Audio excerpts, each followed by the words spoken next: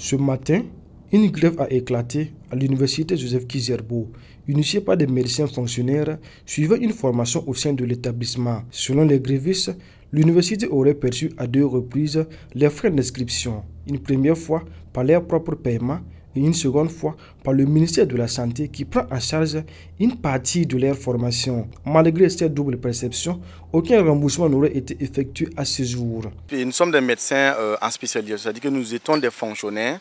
Nous avons servi donc l'État et à un certain moment, on a décidé de passer un concours pour venir donc se spécialiser.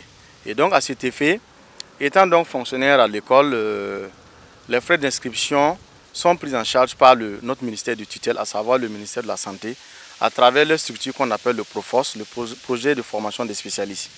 Alors donc, les frais sont constitués de frais d'inscription et de frais de formation. Les frais d'inscription s'élèvent à 50 000 normalement, et les frais de formation à 500 000 francs. Alors, normalement, les frais étant payés par le ministère de la Santé, le ministère de la Santé, à travers le PROFOS, vire les 550 000 francs à l'université. Mais depuis un certain temps, l'inscription à l'université de Ouagadougou s'est digitalisée à travers la plateforme e-Campus, Campus Faso, où tous les apprenants de l'université doivent passer par cette plateforme pour s'inscrire.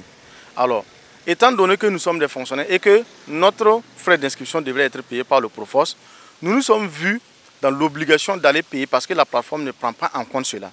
Nous sommes vus donc, nous étions obligés de débourser encore 50 000 francs pour aller s'inscrire sur la plateforme afin d'avoir notre quittance d'inscription pour pouvoir présenter le jour de l'examen, pour pouvoir composer.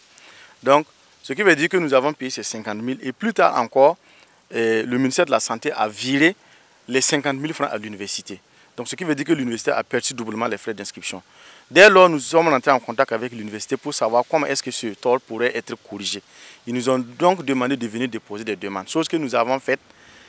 Certains ont déposé en juin 2024, d'autres en juillet 2024.